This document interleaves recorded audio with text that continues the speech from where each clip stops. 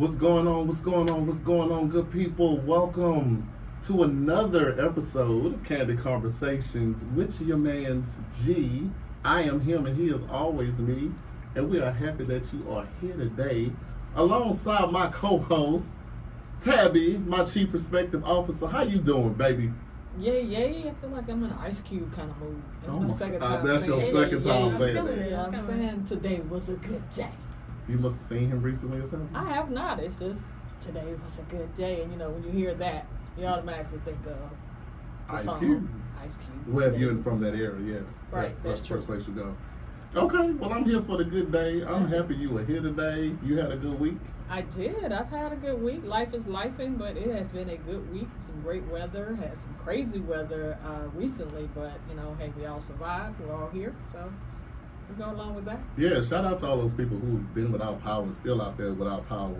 In Georgia, Decatur and certain areas were like without power in schools, had to do a couple shifting. You was out for a little while too, right? Yeah, we were. The tree was down, line was down. Had to find somewhere to ride around for till 12 o'clock at night because the line was literally blocking the entrance into the subdivision. Yeah. So. Okay. Well, I'm sorry to hear they got you straightened out because you out here with me. Yeah, they got me straightened out. I'm out here with you, and hey, it's just life is life. Life is in session, baby. Always. We is here. Listen, thank you for joining us here on ATL Talks Radio. Listen to the #1 show on the station. There's no shading that to my counterparts, but we it here. is what it is. You know what I'm saying? Tell us people they can listen if they want to hear us. Download that app, ATL Talks Radio. You can download that on iHeart. You can also get us on Google and Apple, of course. Also, go ahead and take the time to download our Cluster TV app. It is some great content along with us on that. You can get that on Google, Roku, as well as Apple. Yes, if you just want to see all the visuals of Candid Conversations, please feel free to do that on Cluster TV. But I would love for you to go to the YouTube channel as well. Candid Conversations with G. For the YouTube audience, please like, subscribe, and comment, and turn on the notification bell. Please leave me some comments because this is all about y'all and this is all about us. So we want to help one another out in this journey. Let us know what's up. That's right. That's right. So listen, before we go any further, let's go ahead and introduce my guest. Listen, quick backstory. Met this woman on a movie set. All right. Which movie set was that? This was my first film. Well, I didn't know it was going to be my first film, but it happened to be. Raheem did a film, my friend, my good boy Raheem. And production manager, she was doing a thing. And I came out there and I was like, I could be an extra, you know what I'm saying? I ain't got to say nothing, I can look the part. And I get out there and they put me in this prison outfit. That didn't fit but it didn't fit. It was orange. It was orange too, and it didn't fit. DeKalb County orange. Yes. It didn't fit. It was orange too, and I was like, man, this ain't gonna go with my big ass body. And then when they walked to me, okay, it's tied around your waist, tie the arms around your waist, you know what I'm saying? And it was like kismet at that point. We became good people. And then I had to do lines that I know I wasn't gonna have to do. She's like, yeah, come on over here. We about to learn these lines. All right then. You know what I'm saying? Just like that. Just like that. And from that day, we've embarked on a lot of stuff together, man. Like we remember when Fats was here a couple of weeks ago? Yes. We modeled together for him. All right. Her walk is amazing. You should follow her Instagram where you can find it. But when I tell you the most beautifulest spirit, the most humblest person that I feel like I've met in one in my lifetime, and I'm glad that God has given me the grace to do that. I love her. Ladies and gentlemen, welcome to Candid Conversations, Ebony Shinelle. Hi. Hi. Ebony. Hello. How you doing? I'm Tabby, doing it's a pleasure to meet you. Yeah. Likewise. Thank you, G, for having me. Thank you for such a beautiful introduction. Yeah, of course. I give it to where it's going to be given, you know what I'm saying? Like, I've been trying to get on here for a year, but people do stuff when they're ready. And she was like, all right, I'm ready. Book it in. And I was like, absolutely.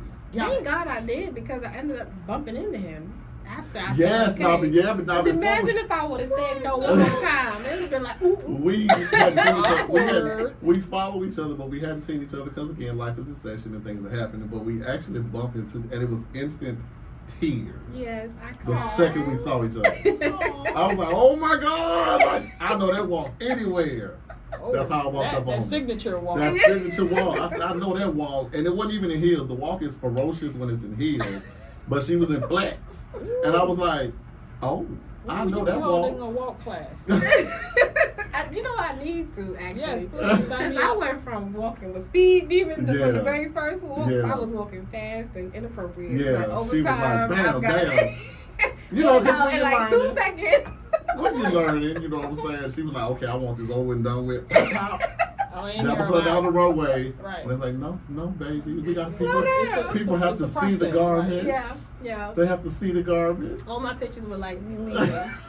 Yeah. Okay, well, when you sign up when you start the class, I'm here. I got Yeah. you. I got you. But I'm happy you're here. I'm happy to be here. You know, things are done in divine intervention, and it's done when it's supposed to be done. So I thank God for you. You know how I feel about you. I love you to the moon and back. And we have things to do. We ain't finished on this planet. Absolutely not. You get No, me? we just getting restarted. We can restart. I love that. Yeah, I love the Restart. restart. Yeah, High reset. five. Okay. All right, y'all. So listen, tonight's gonna be a dope night, man. We got dope people in here with us tonight, and we just gonna shoot it. But before we start, what I like to do is we like to break the ice around here and do our icebreaker, get that blood flowing a little Let's bit. do it. You know what I'm saying? And then once that blood flow, we jumps in. Let's go. Okay. So listen, here's my question of the day. You know what I'm saying? Would you rather travel to the future or the past? Tabby, I will start with you. Would you rather travel to the future or the past, and why? I would say the future is, and why is I would just like to know how some stuff turned out. So what happened if you get there and you ain't like how everything turned out? I would not touch anything. I have studied ferociously the butterfly effect, Mm-hmm. and different doesn't mean that's how I mastered the phrase. Different doesn't mean better. Come on, somebody. So with that being said, I would strictly like to be just an observer. Yeah, just be an observer. Okay. Oh, I like that. But I have the heart to, Be able to digest what unattached. happens. Yeah. 'Cause, Yeah. So Okay. Now you're making me love the now. I mean, you said you want to go there. No, I'm just saying, love the now. Right. Okay. Ebony, past or future, and why? So today, as of today, because a couple of days ago I might have wanted to go back in the past. Okay. Today I would rather go towards the future and see what decisions I have made currently or recently that planned out the way I needed them to plan out. Okay. Yeah. You future too. Yeah. Okay. And I'm you? taking my black ass to the past. Okay, all right, let's hear it. And the reason why I would, because I know what happened back there, I feel like I can go and fix stuff, and maybe the course of action would change. Famous You know what I'm last saying? words. So I don't know, like stuff that happened to me that was vicious in my childhood and stuff like that, or the way that if I can go back and touch Young G, like, okay, don't let that bother you. You just brush that off. It's gonna be cool. You're gonna survive it. You know what I'm saying? It's gonna be straight. So not change it, but just talk to Young G. I would talk to Young G. I wouldn't. Well, if I could talk, because the question is if I can go back. But if I could go back, I would go back. But if I can touch myself and talk to myself and be like, okay, hey, it's cool. Don't worry about it. Just brush that off. I think it probably would make me a stronger person and found myself a little bit more sooner than trying to navigate through it now. You know what I'm saying? I agree. I I mean, Yeah. I see what you're saying. Yeah. And I used to think that. I Yeah. really did. Yeah. And again, I watched Butterfly Effect. I'm cool with it. I mean, the proverb comes from when the butterfly flaps their wing, it affects everything. Whether it cascades out. Yeah. And I don't know if anybody has seen the movie besides me. It's the one with Ashton Kutcher. Mm-hmm. And basically he thought he was doing good, and no matter how good his intention was and what he thought he was setting right, it ended up being some things that set some other stuff in motion. Mm-hmm. That it was like, well, had you just left what you had, Yeah. that in itself or something. So it's kind of scary. I mean, it is. There's a way to go to do both. Yeah. To be honest with you, as you say, go back to your childhood. I've done that without technically going back. Yeah. But I've gone back and spoke to little Ebony Mhm. and encouraged her, Right. and Love it that. did help in the now. Because she lives in your mental I Rolodex. love Yeah, that. yeah. She's stays still there. She's there. Yeah. She was there before we started. All the little antsiness and Mhm. these people saw me just like, she's here. Yeah. She's present. But she's here now without those, like you said, going back and being like, it's gonna be okay. Or Yeah. It's okay. Or it was okay. Because I think that's what we probably need to tell our younger selves is that it was okay. Mhm. Since they're not going anywhere, Yeah. it's not that it is, because I think we told ourselves at the time it was okay. Yeah. Now it's time to say it was okay so we can move forward. So I like I that. wonder, would it make a difference if like somebody outside of you were telling you it was okay and you still, you It know don't. what I'm saying? It don't. And then now, we This can is gonna tell each resonate other. with yourself. It don't. Yeah. You can tell me all day and I might not believe it. And we hear it all the time. Everybody tells us it's going to be okay, but it's ineffective. It's ineffective. I think I it's just believe something you. to say. I Yes. would believe me would. because here's the thing: even though you are being the courteous person that you are, and your natural instincts outside of me is to say, "Oh, Ebony, it's gonna be alright." Mhm. It's gonna be up to Ebony to believe what I'm saying. And 9 times out of 10, she ain't thinking about what I'm saying. She's thinking about her feeling. Right. So if she's convinced herself and told herself, "Hey, you done been through this before. This too shall pass. We will move on. It makes me a stronger person." You believe yourself first. You know what I'm Unless saying? you have, I found, because I do help people a lot, so I found that when, like you're saying, they can resonate with you, then you can do that. So if you throw in an experience where you too have gone through something similar and how you've overcome it, then I think we're probably going to get into this topic, but and how you've overcome it, then I think then that person will listen to you. Yeah. Because I've had more I have more effective conversations when I'm able to throw myself in it instead of you are okay, you'll be fine. When I say I've been through this, Mhm. this is how I dealt with it, this is what I experienced, and this is how you can get through it, Yeah. then that person would be more willing to listen. Okay. Absolutely. Good information. I like love that. listen. All right, Yes. Ebony. See, an icebreaker gave you a moment. Okay? Take something with it and learn something. All right, look, good. I love that. That was a good icebreaker. Okay.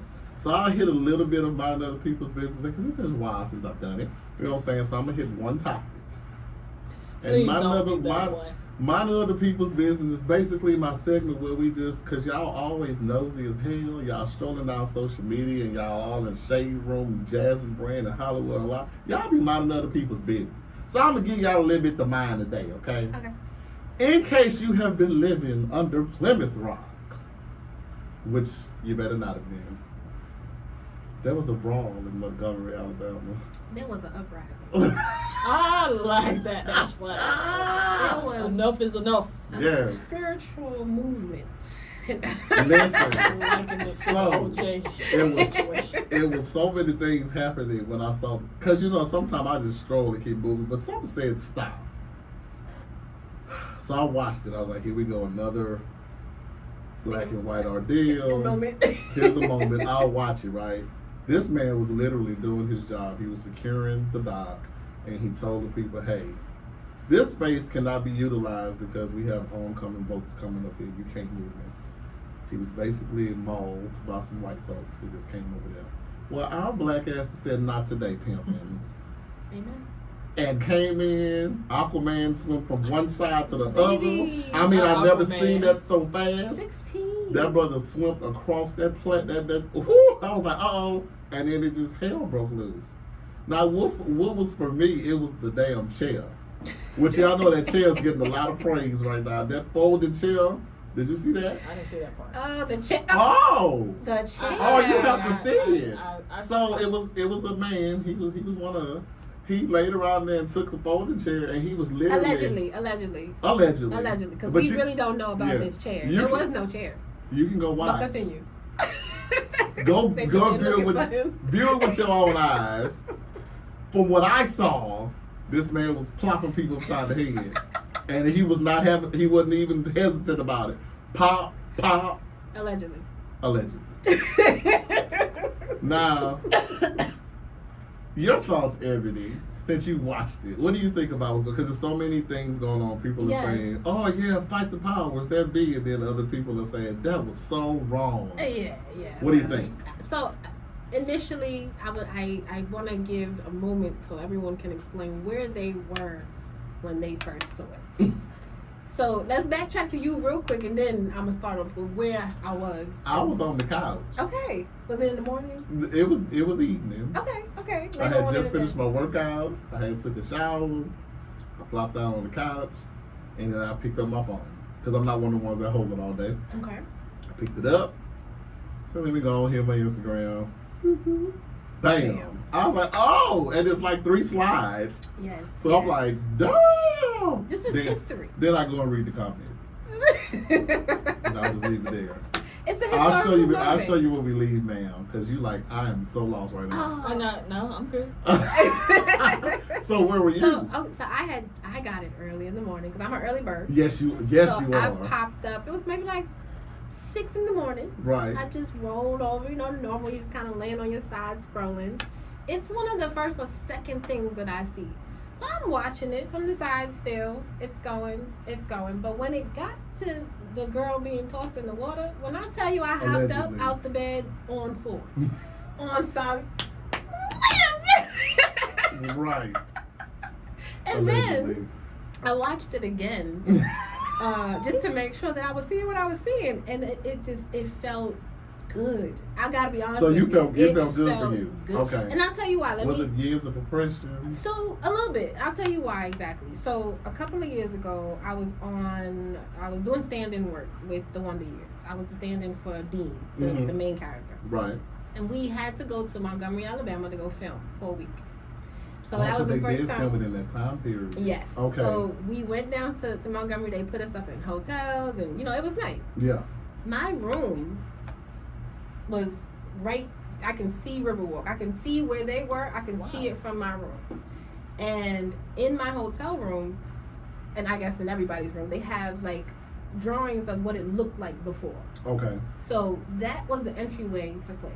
Yes. When you go there now, I don't know if you guys get this feeling. Sometimes you go to an area and it's kind of like an eerie feeling. Something similar to Lake Lanier. You know how we know not to go to Lake Lanier? I've never been and don't want to go. Right, but that. Then you've never even been there. I ain't so never been. that feeling is the same feeling that I felt being in that area. In that space. In that space.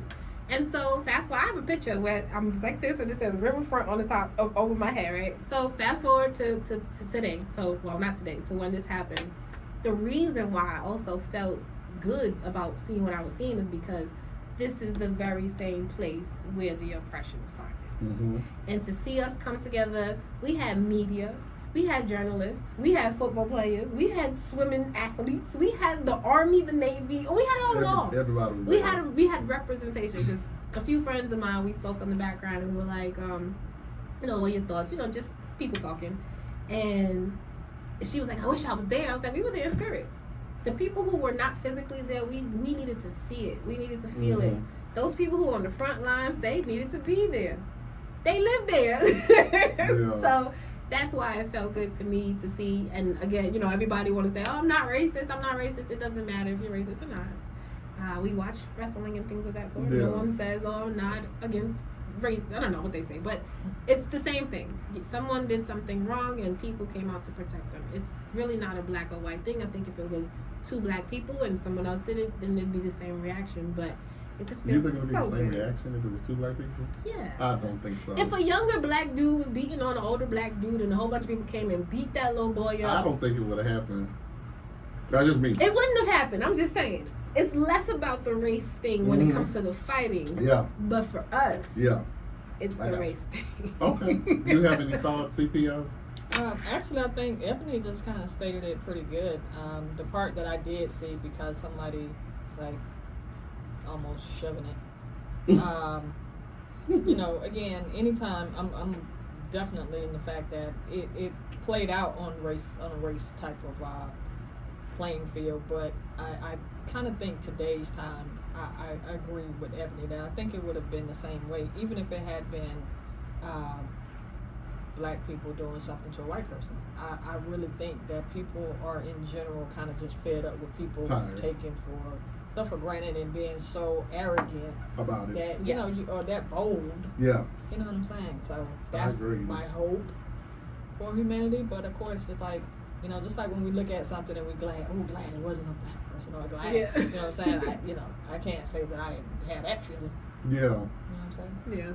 Yeah. I looked at it and I was like, I was in awe.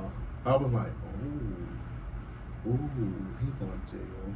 But that's how I was looking at it when I first saw it. I'm like, and then I really sat down and looked at it. I was like, dang, this could have been a whole nother direction. Had somebody pull out a weapon or something like that. But It was perfect though, because in all honesty, if it would have happened and nobody's camera was out, or a white person's you know camera that's would a have got the camera. angle, Ooh, it would have had a totally different totally narrative. different, That's why I yeah. said we had reporters, we had Yeah. journalists, we had media, we had people out Yeah. there. Go ahead, y'all, boy, like that. We get it, like Yeah. we understand the language. So yeah.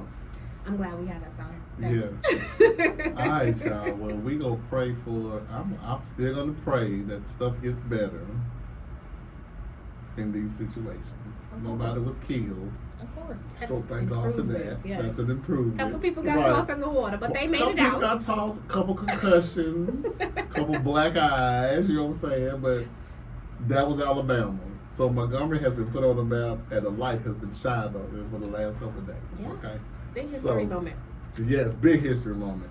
All right, y'all. So that's gonna wrap up minding other people's business. So we're gonna jump in these conversations. So before we get started, Tabitha, we're gonna give our disclaimer.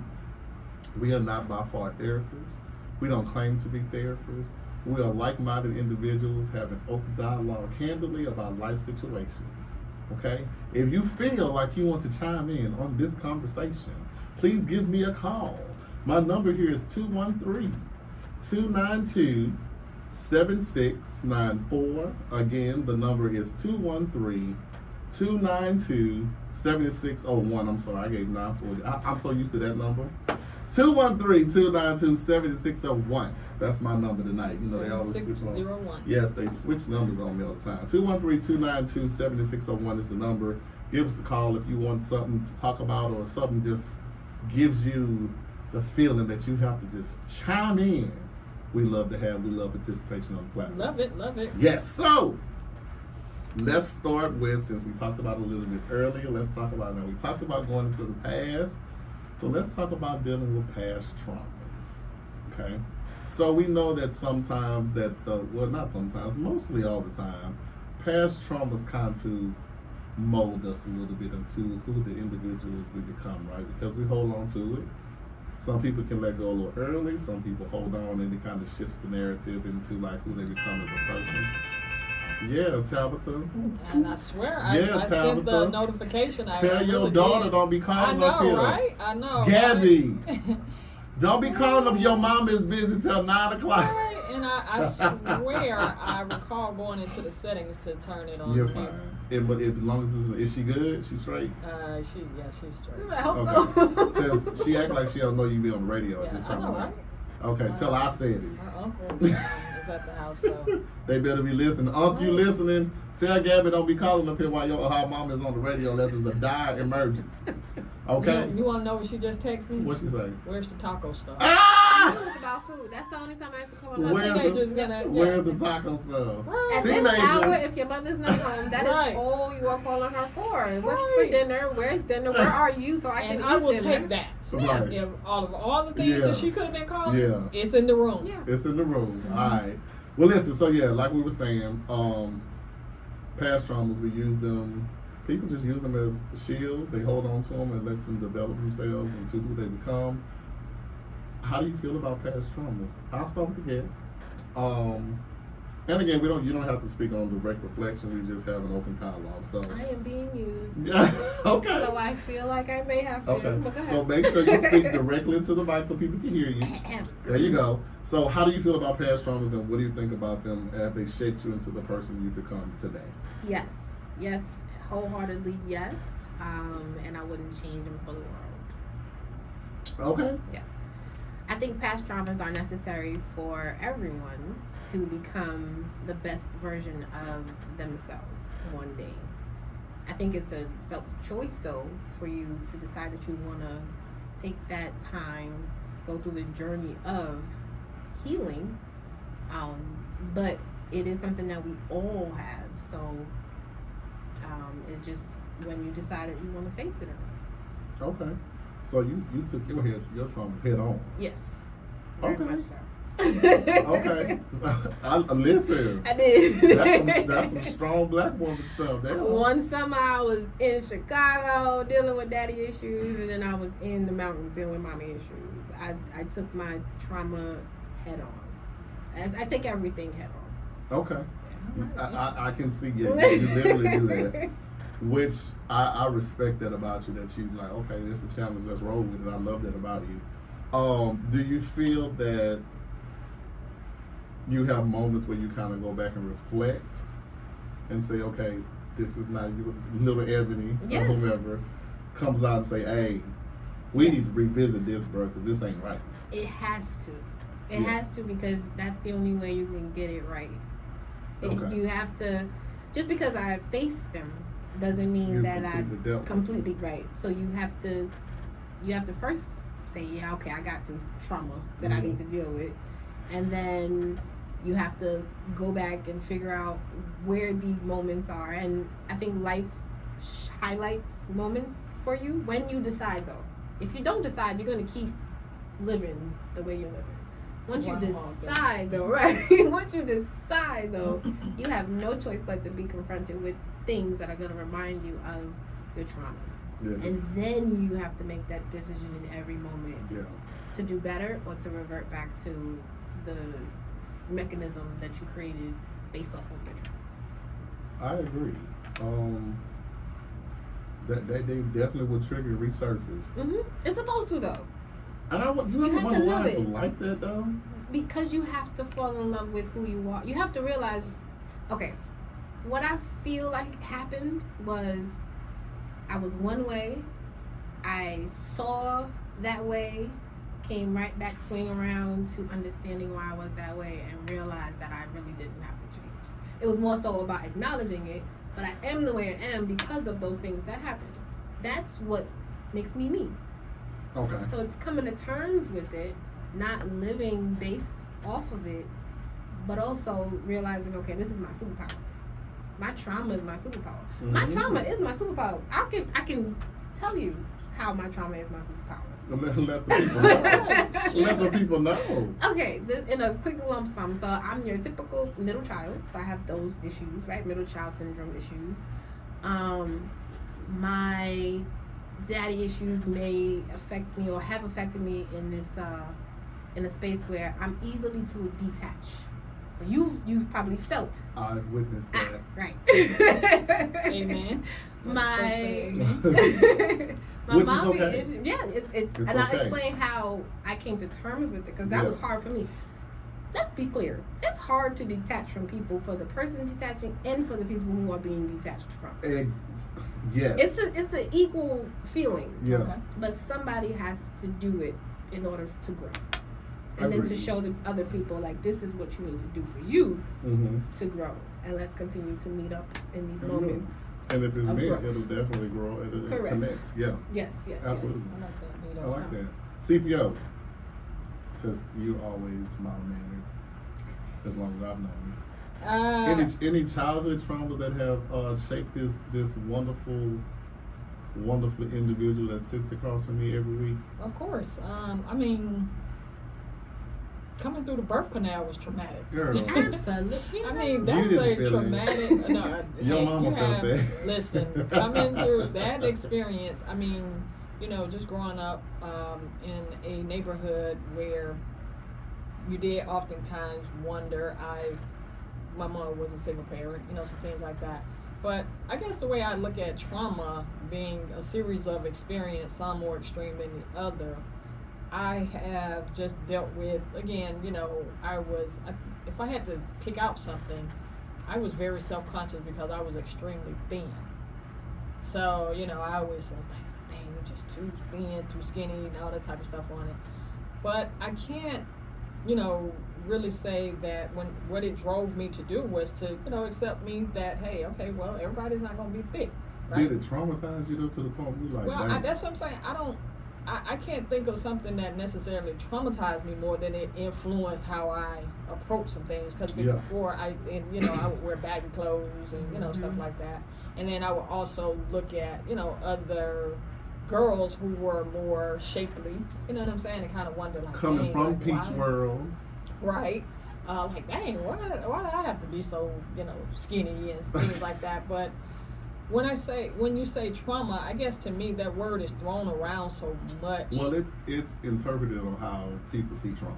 Right, and that's what I'm saying. Yeah. The biggest to me connotation regarding the word is always something that had to be heavily negative, right? Mm-hmm. When to me it's an extreme event that shaped you one way or the other. Exactly. Right. So I can't. I had a fairly, I guess, normal childhood, with the exception I do know that being in a single parent household, it may have, as she stated, made me detached. It made me kind of like, not necessarily that I don't need a man in a sense of that nature, but it kind of made me to the extreme where I was really nonchalant about it.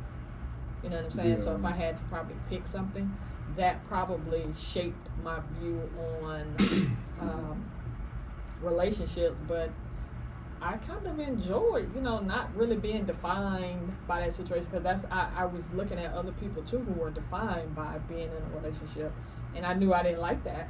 You know what I'm saying? So Yeah. I was almost like, ooh, I'm glad. My mom was saying, because and I remember asking my mom, like, why were you single? And my mom being who she was like, yeah, I moved out of my daddy's house because I didn't like to be told what to do. And in the era that she would have gotten married at that time, it would have been kind of like the man telling the woman what to do type thing like that. She's like, no, that's why I moved out of my daddy's house. So, and not that she didn't wonder or think like, oh, what would life have been like had she gotten married or stuff like that. But again, I just think, especially now, that word trauma is just thrown around. Two words that I think thrown around more than I care to hear sometimes: mindset and trauma. Oh my God, here we go with that word again, which is fine because that's what it is displaying what people, I guess, are trying to express. But I just think that you can get over it just based on when you're ready, similar to what Ebony said, and when you're ready to make a shift in what is driving that behavior. You know what I'm saying? Like, okay, if I keep thinking about it, I can't change the fact that it happened. I can only change back to how I'm looking at it or how I react to it. So that is how I kind of see the trauma thing on it. I think most of it is self-inflicted based on the event itself happened, right? And then your response to it, is where. You was hitting my table. You shaking the table up in here. Shake the table. It vibrates, man. That's why I'm telling you, don't shake the table. Ripple. Yes. Okay. No, I definitely get it. That word is thrown around a lot, and some of it's not even trauma. Like you said, it's an event, but some people just like, oh, I'm traumatic. This is playing the victim. Like stop it. That did not. No, stop that man right now. No, but I get it. I totally get it. I think so. I think it is, yes, overused. But I think in our community, it sounds like it's being overused because it's newer to us. I think we've been dealing with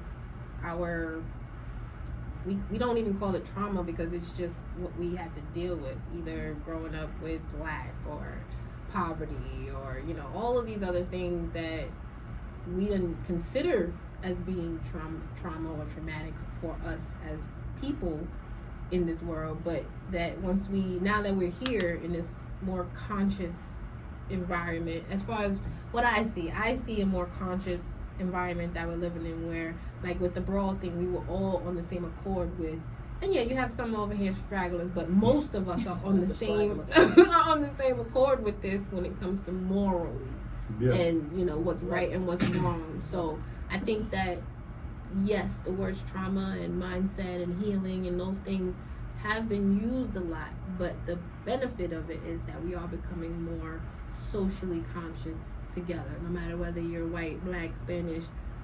I've seen even some white people for the brawl, so it is bringing us together in a way. Hopefully we can stop using the words No, that'd be good. I don't think that they'll. I think the application of it though. Yes. Is, I think that some people that's probably the best way they can describe it. Yeah, I think so too. Yeah. Because So- nothing wrong with it. I just hear it a lot. Like, I definitely on my journey, because I've been on this healing journey for a long time. When I met you, you were a part of a piece of my healing journey as well. Your healing journey, like we said initially, starts when you made a decision. I made a decision long before I met you, even before I knew that I had made a decision to heal from things that I didn't even know were bothering me. Mm-hmm. That's what I mean by when you make the decision, then you start getting confronted with things. Yeah. How you Head on. played a big piece of my healing journey. I'm glad we getting this opportunity to talk about it. Is because Well, let's go. at that point in time when you met me, I did not love myself as much. I didn't think I was as beautiful. I didn't think I was because you know what I was going through. Mm-hmm. And so a lot of those things that I was going through behind the scenes was showing up in how I was conducting myself. I was being a helpful. Now, granted, being helpful, being on productions and running around doing everything, it's cool. But when you don't love yourself enough to demand a fee or a rate or or things that you need for you, it's reciprocity. That is trauma from my childhood that I needed to deal with. Nobody else could have told me that, hey, you are operating from an unhealed version of yourself. You're good at what you do, but you're accepting nothing because you don't feel valuable enough or you don't feel worthy enough. Those are things, again, that's a self thing. Those are things that I had to deal with. Mm-hmm. So when I met you, or when you came into my life, you showed me. I wasn't modeling before that. The last time I modeled was when I was a child. Every time we went out, you took pictures of me. Whereas every time I was out with people, I was taking pictures of them. And I mean, getting down on the angles. Nobody would take pictures of me. I would just be sitting on the bench, and he's like, I sent you this picture, girl, because you... And I was just like, look at me. And I didn't look like this. I didn't feel like this, but he saw me. He saw the light in me. So it made me go and find what the heck you was looking at. Like, what did you see? Wow, that's beautiful. It's true. See, you're not finna. You did it to me the other day. That's not right, man. Talking about giving your flowers. Yes. You know, that warms my heart because you, even in my traumas, which I'll share in a moment, but you don't know what kind of path, who's God's going to put in your path for whatever reason. We don't know why we meet people. Absolutely. You know what I'm saying? I didn't know I had that kind of effect. I didn't know you were doing that to me either. That's so weird. So remember when we did the first, what you want? That video? Oh, Aretha Franklin. I look back at that video. You still have it? Crackhead skinny. I I was so say unhealthy. skinny, but yeah, I was can see so. it. When you saw me the other day at the store, you was like, "You got ass." I did. I was like, damn. I'm healthy, but You feel good too. and I feel good. I'm confident, but and I try to tell people this a lot because there's certain people that are living in their humanness, Yeah. and then there are people who are living in their spirituality. Right. Those people who are living in their spirituality, you have to know sometimes they're gonna cross your path and they might not come back Yeah. either just yet or at all. Yeah. Sometimes I meet people and I'm just supposed to give them something for that moment, but it's not something that I knew before. It came from actually having to separate from somebody who I care about. Yeah. Who was very influential into my development. Yeah. Having to separate that, and I remember for a long time what made me hold on to the separation. I remember what made me hold on to it, and God will do that to you. He'll put something in there that makes you be like, you know what? We have to create space. Yeah. We'll talk about that. Yeah. But we did, Yeah. and it wasn't anything that either one of us did. Yeah. But this space had to be created, Yeah. so that I can continue to grow here, and you can continue to grow here. Because look at you, Oh, jeez. Say it Yeah. again. like look at you. He. Yeah. Let's go back to that very first day because he was so shy. He Yes. was not confident in reading that dang script, and he was doing such a great job. Just natural. He was just natural with it, and then more speaking lines, and then I saw him going to his next project, and he just kept going and going and going. It started from a conversation about what he wanted to do, and he just kept going, growing and growing. Yeah. You got your own show. have a co-host. Dude. You know, it's so funny to just A lot of kind folks of didn't make it. sit here and reflect on that stuff. I'm having like that flashback that you have, like you see on movies like Bad. I'm having all that right now. I remember our first conversation, our first walk, our first talk, our first modeling show, Yes. then our second modeling show, then rehearsals, then movies, then rehearsals, then movies. Yes, Wow, we have come.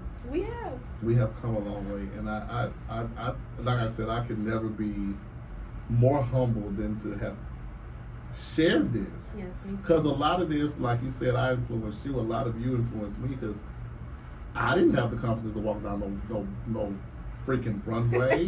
Because when you hear like model, you think a whole different structure.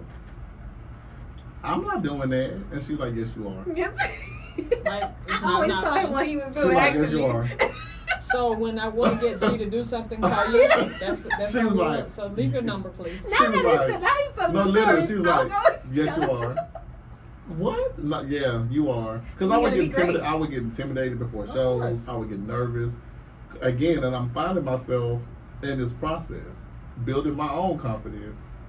You doing it? No, I'm not. Yes, you are. They I have to get out loved there and do it. him. They absolutely loved him. I didn't see it like we went to our first call, the first selection. They, if you don't know too much about modeling, all these models get together, and then you have the fashion designers and the designers out, and they make you walk in pairs and all this stuff, right? And then at the end, they'll be like, okay, I want to model the clothes. Yeah. I think we both must have got picked for everybody. Yes. I want her and him. I want her and him. So y'all walk down the thing Sometimes together. we did together, Sometimes, sometimes we yeah. did separate. You know, it was just like, wow. So to hear you just say what you said to me, man, that just makes me feel like, okay, your purpose is, your destiny is on, you here. We You're here. supposed to We be. And I here. think that goes back to earlier Yeah. when we were talking about the butterfly effect. Yeah. Any little thing that you had done differently Mm-hmm. could Could've have shifted the entire altered narrative. that whole Yeah. setup. Mhm. Exactly. You know what I'm saying? Yeah. Yeah. And that's where you start to ask yourself, because I think I had to ask myself, would I trade the relationships that I have? You know what I'm saying? Some of the Mhm. life lessons, I might trade them. Yeah. Like, okay, I can learn But that they from were, them. but they But the were relationships. good for your character development too. Yeah, they were, but the relationships more than anything, I look back and like, wow, because you know me and the lottery, right? Mm-hmm. Dang, had I won lottery, I might not know G. Or Yeah. I might Right, not know right. that. You know what I'm saying? And would I Exactly. trade that? That's where I am Yeah. with life. I'm appreciating all the interactions, good or bad. First, I think that's what healing the trauma. I Mhm. think the trauma is things that you are afraid to address. I agree. Those shadow Um, work. Yeah, I there you go. definitely- You got the terminology. Shadow I agree. I agree wholeheartedly. Like for me and my stuff, I felt like I was traumatized, like literally. Yeah. And black folk, you were. Let's Yeah, not I like. think it. Let's Well, just face it. I I'm a mean, head-on kind of person. I'm sitting here thinking about it, and I'm thinking about the stuff that I literally went through, still going through sometimes.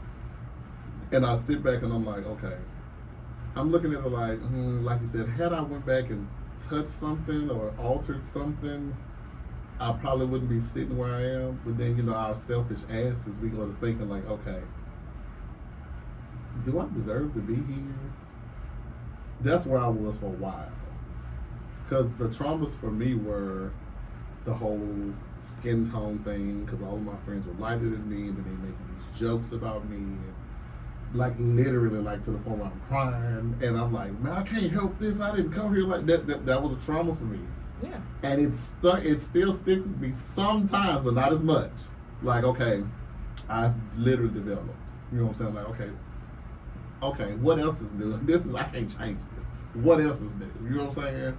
The whole me being raped, the whole me being molested, that was very traumatic for me, because I'm like, it sets a train of the whole emotion thing, like right, wrong, left, right, side, where you like, it sets that whole train of motion. And then I'm a black man.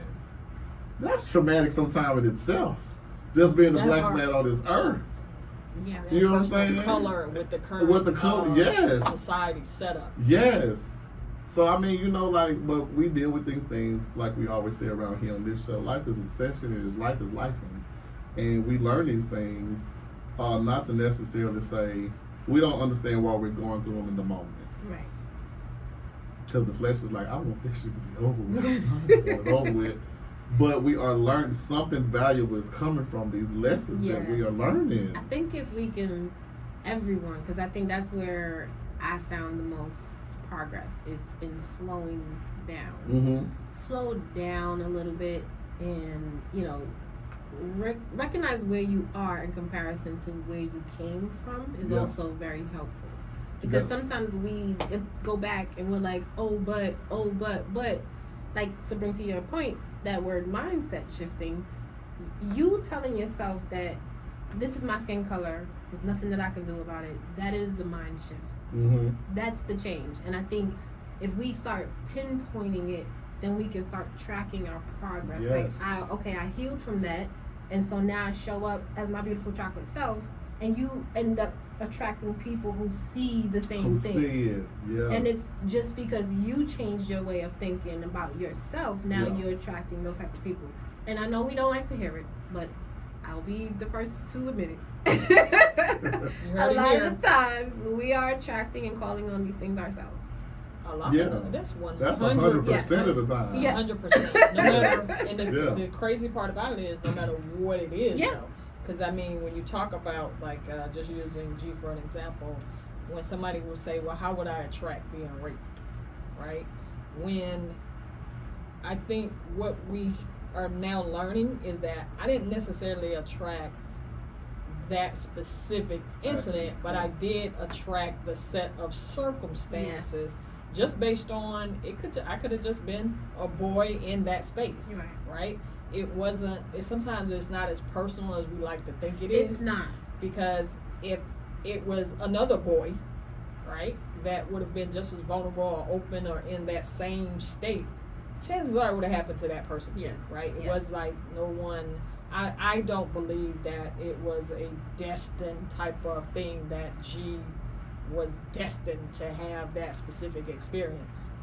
I'm gonna play devil's advocate with you on Please, that because I feel like we can. We can. I'm here. What G say? I'm here for it. Because I strongly feel that every single body has a purpose, and that situations and moments are created with that purpose.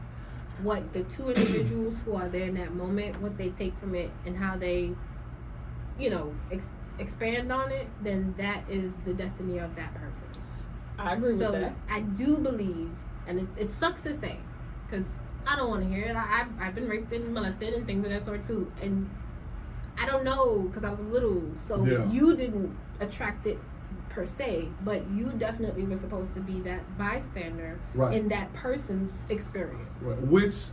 And then you're supposed to use that and change other people's experience who may or may not have gone through what you have gone through. Right. He uses us.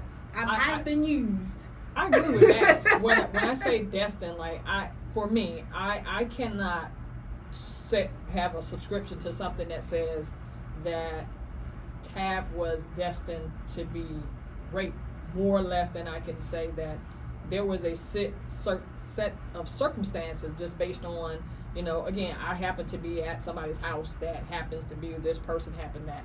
But for me, if and ironically that we're talking about this is kind of how I felt like with religion based on how it was being fed to me. Mm-hmm. God knew this was going to happen and all this other stuff. I'm like, so wait a minute, let me get this straight. For me.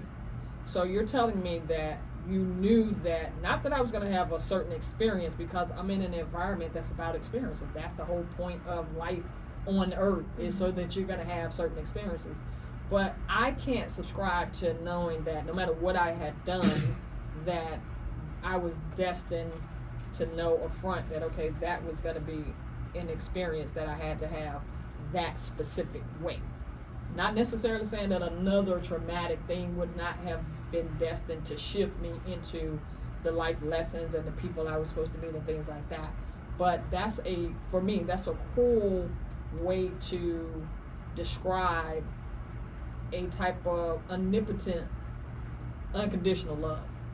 I just don't see it being expressed that way. I see it expressed as that happens to be, and I usually say about like a car, right?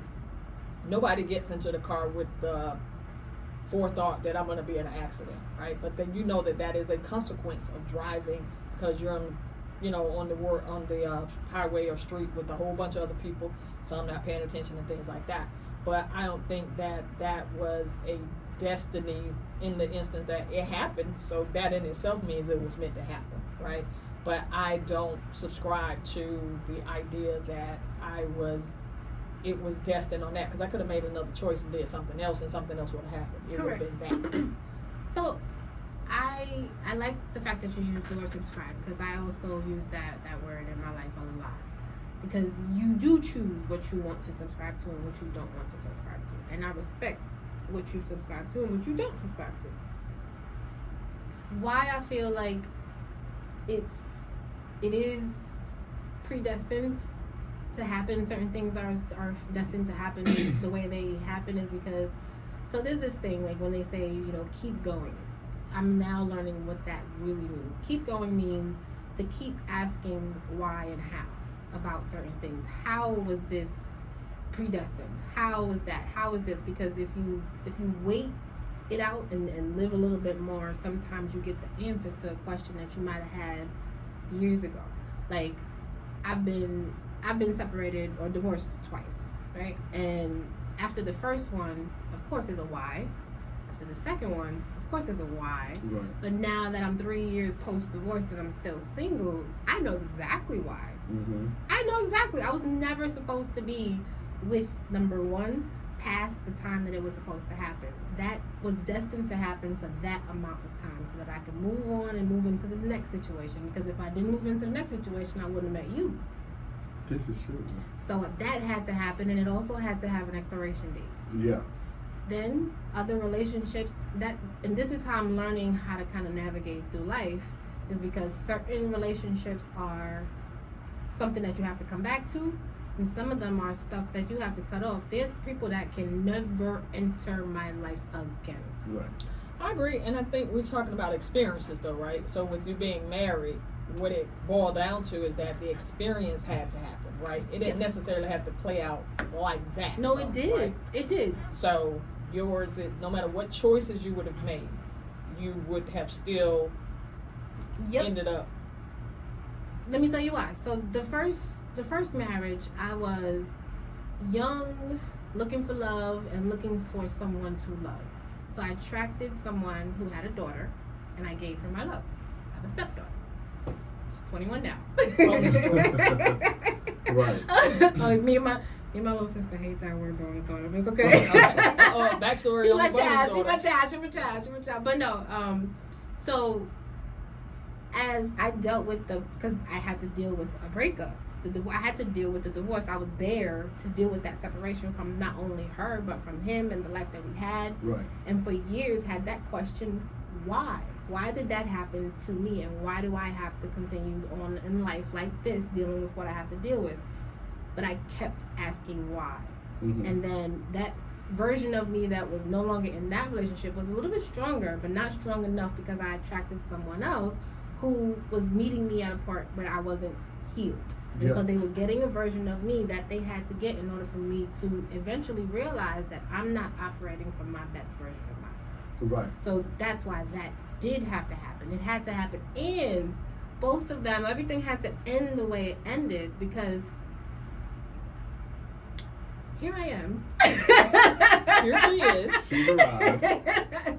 And I'm getting better. I'm She's happy. alive. I'm confident. So if I didn't go through those things and I didn't experience life that I was experiencing, then I wouldn't be the person that I am today. So I do feel like, yes, God knows me and He knows what I needed to deal with or go through in order for me to make real life decisions. Mm-hmm. Because I'm a nice person. I could have Absolutely. stayed in my very first marriage and just been the help. Or I could have stayed in my second marriage and just been the help, but I was never destined to be somebody's help. Right. And I had to figure that out. So it's never really about them. Being the person. It was always about me, and I Yeah. also had to figure that out as well. I agree. I definitely think that's part of what we see, even no matter how it's reflective, it's always about us. You know what I'm saying? It looks like it's outside of us because it's separate, right? And it shows up outside of us, but it's usually something about what I needed to learn or experience.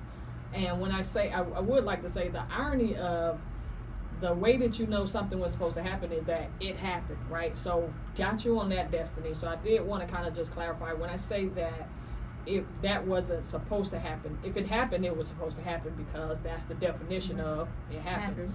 I think I'm talking about when an experience that you kind of select that it could show up in any way. Like you could have still learned that lesson through a platonic relationship. It didn't necessarily have to be a marriage. So that's also why I feel like it's very specific to you. It's funny. I was telling my friend of mine today that when God is trying to give you a lick back, it's going to be very specific to you. No one else will know what it is because God knows what triggers you. All my lick backs from people who have done me dirty have happened, and I didn't have to lift a finger, nor did I even have to witness it. Sometimes I just heard about it, but to them it may not be a lick back. It might just be their life experience. Yeah. But for me, because I know what I could have done, or if I was still involved, or if I was respected the way I was supposed to be respected, what that could have been, and where you are now, that's not lick enough. But that's me and my what I need to show progress, right?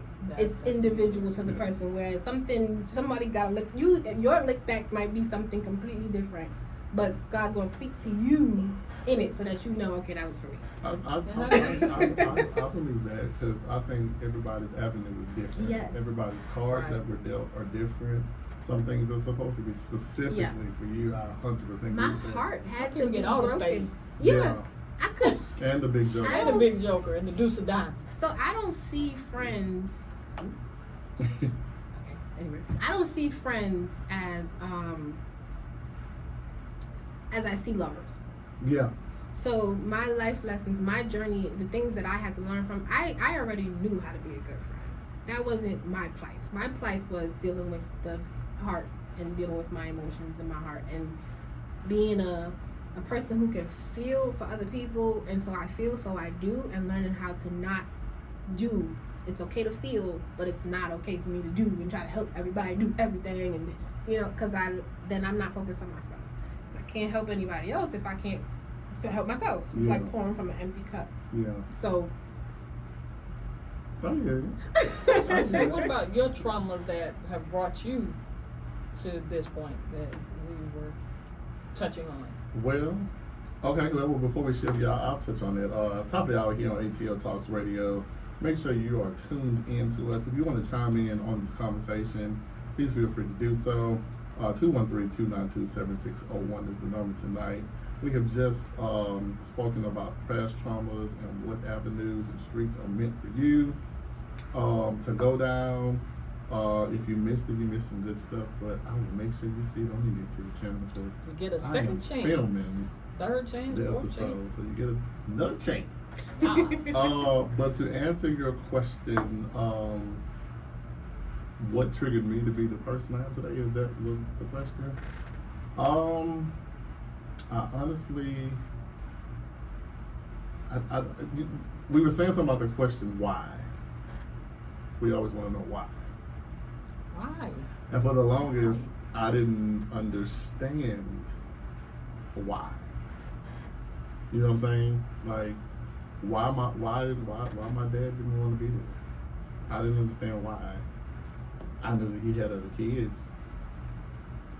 And that's where he was with them. And I just like, well, what is it about me? I like, you don't think I need that? Well, okay. It's not for me to determine. Then, when you have the other traumas, like, I never understood why would you direct somebody to molest me? Why? What is that for? I don't understand that. Like, it took me a while to understand, like, why. Like, I just don't understand how you can take a child's innocence. How? And what's the purpose? You know what I'm saying? But as I have grown and things start opening, and platforms start developing, and it came to me clear as a whistle. You have a platform now, sir. Share the damn story. So let me ask you this: do you think that happened to you so that now you are a spokesperson for the store? Like, do you think that was the purpose for that happening? I honestly don't know what to think. I'm just gonna go with it because I can't say if it was or wasn't. But I know for a long time I didn't speak on it. I've heard other people's stories and how, like, you be in a room with people and you hear their story. I'd hear stories and part of me was like, damn, so it has happened to somebody else. I'm not being verbal about it, but I'm talking to myself. And I'm like, so I'm wondering what you don't do with your story. And they just say, I've never said this out loud to anybody and I don't know how to deal with it. You can say they haven't really dealt with it 100%. But I just wanted to spin the narrative and say, okay, well, if I ever get the balls to say it out loud, then I'm gonna advocate it. I'm not gonna be upset about it because when you're doing the statistics, Emily and Brandon and Bradley are able to go to their parents and say, "This happened." Look, I was about to say, hey, Emily and Bradley. These are No, I got you. imaginary Listen, plots. Listen, I was just like, So you know what I'm saying? I know you've been figuring it out, but they can go to they can go to their parents because they grew up. It was normalized for them to have therapists in their household. You know what I'm saying? It's the help is there, so they can have therapy. Like, okay, what happened? Let's deal with it as a family. See if we can get you over the hump. Will it work? Maybe. Will it work? Maybe not. We were always told, go pray about it or sweep it under the rug. We don't deal with those things as families and communities anymore because we want to hide all the dirty shit instead of talking about it. So when I finally got the courage to say, you know what? Some kid after me could have went through the very same thing. We don't know if they took their life. We don't know what happened. They could have become a drug user. Anything could have happened to this kid because, or whomever. They just have the space to talk about it. And especially as black men, because black men don't talk about things like that. We don't even get to express our emotions without being judged. You know what I'm saying? So for me to be in the space where I can be like, okay, now I do have a platform where I can be like, we gonna talk about it. Any kind of trauma, any type of hurt, any type of mental condition. I heard this one. I know you have. Any type of mental condition, I will utilize my platform in any way to get it out there, because we don't know who we helping right now in this moment. We happen to everybody. Exactly. I was about to say, it happen to everybody. All these gifts. Everybody who's supposed to have their ears tuned in they to are your here. show is there. You would never know how big your reach is.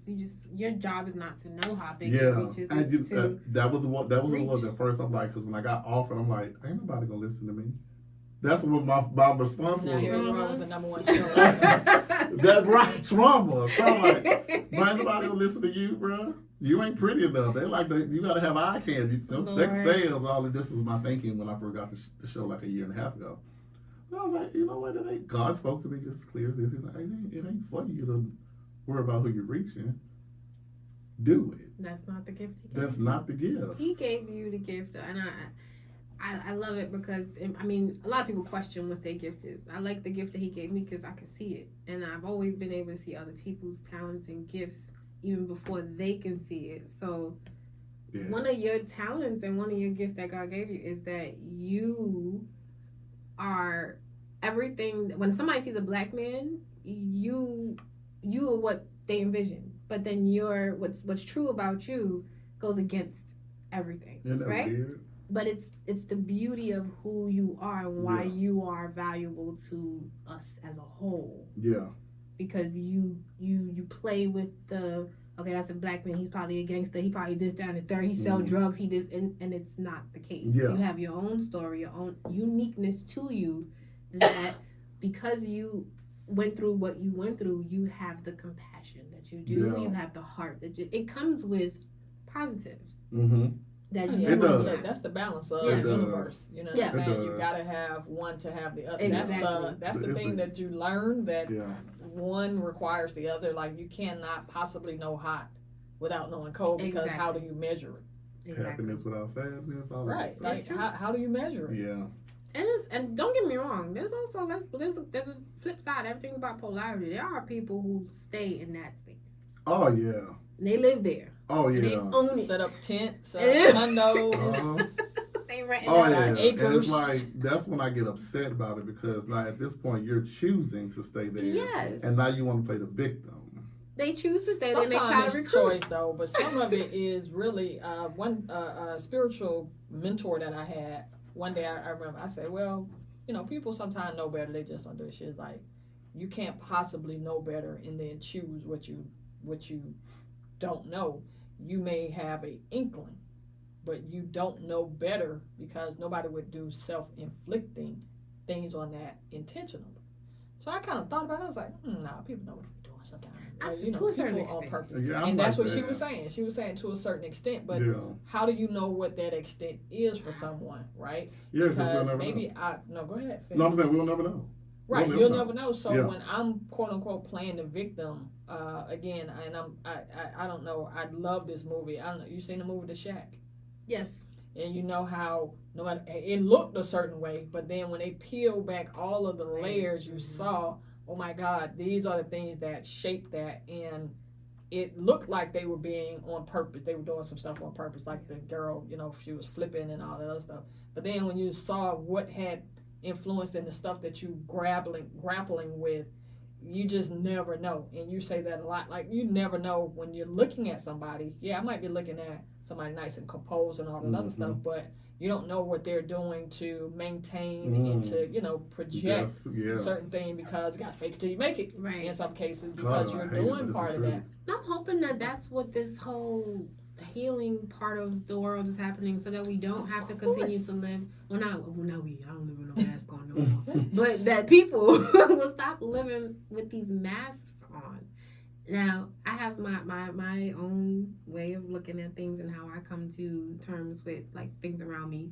But I strongly feel like the LGBTQ plus community are here to actually show us what that truth looks like, to know what you are inside, and to take off a mask and to be your whole heart self no matter what you look like to the world. And I will forever give my hats off to the LGBTQ plus community for teaching me that without saying it. Like, if you really just as a whole watch it, it's people who are unapologetically themselves and choose to take off a mask because I'm this inside and this is what I'm showing you. Regardless as to how it looks. We still got work. You know what I'm saying? Like, we still out here talking about I'm a gangster. You're not a gangster. I'm a this, you're not. Right, and it's the evolution though. It's mask and labels. That's it. Right? So you're moving into a space now where the mask and the labels are no longer required. Everybody is shedding them. Even the younger generation we talk about all the time. I don't necessarily have a mask on. I'm too young to have a mask on so far, but I'm shunning the label that puts me in a box that because I'm a girl, I gotta wear pink, right? Or because I'm a boy, I can't wear pink. You know what I'm saying? They're kind of blurring those lines so that that's no longer the standard that you measure me on, and you hold me to that. Yeah. And it takes some time because now I'm reaching into the early 40s. So, we used to be the generation that was like coming up with cool words and wearing our hat to the side and doing creative things. So, and we wanted to be accepted for how we expressed ourselves. So, yeah, I'm having a hard time because I wanna let them do it, but it's like, okay, labels are important for organization and my God today. All right then, that's another topic. Yeah, it is. You're right. Yeah, you're right. Well, yeah, we gonna shift a little bit because we went over on that one, but okay. So hopefully y'all caught something out of that and y'all took it in and digested it, and somewhere that you want to deal with your traumas and try to make them be a part of your life where you can kind of fix the present you. You may have to refer back sometime, but you know what I'm saying? It's just like, I just want to make sure that I'm real big on living in the present now. I try not to even go back there because I can't even change some of that stuff. I got to live here because if I go too far out there in the future, I'm just rambling stuff that may not happen. Both of it, right? Ain't that weird? No matter which one. I can't stand it. Gotta live for it, right? So listen, we have been social media has been on fire again, and this is what media is. A lot of people's opinions have been expressed on certain things, and they're getting put under fire for it. Like, I thought it was okay for you to be able to have an opinion without repercussion to it, but people are actually saying things that were asked in interviews of them or just their opinion on stuff, and now they are getting the backlash. So my question becomes, why are people not able to express their opinions without being ridiculed about it? Because this is America, ain't it? It surely is. So if somebody asks you a question and you give your opinion on it, that is your valid opinion. That's how you feel about it. Absolutely. So why are the celebrities and other people just being butchered because they were asked the question, they gave their opinion? What do you think? She don't follow media like that. But I mean, that happens. No, that happens definitely with them because Yeah. I mean, if you talk the other day, I was talking to somebody about Kanye West, right? Mhm. And I was like, well, Kanye West doesn't speak for me. So even though there was a display of some, to me, a little off the wall type of thing on it, I didn't resonate with it, so it meant nothing to me, right? Mhm. But I think 99% of the issue is that we resonate with it and make somebody else responsible for me, right? So if you say whatever it is that you say, I take it on as if you're talking to me. Mm-hmm. You're talking, again, like you said, in a general tone. Right. Even if you are, the thing about it, let's say you were talking to me. In order for it to be a completed transaction, I have to participate. Right. Right? So I am not participating. And you are entitled to that. But I think part of opinion is judgment. That's how you have an individual perception about something. You judging it based on your personal perception, and then you form an opinion based on that. And then people on the outside are having their opinion about your opinion.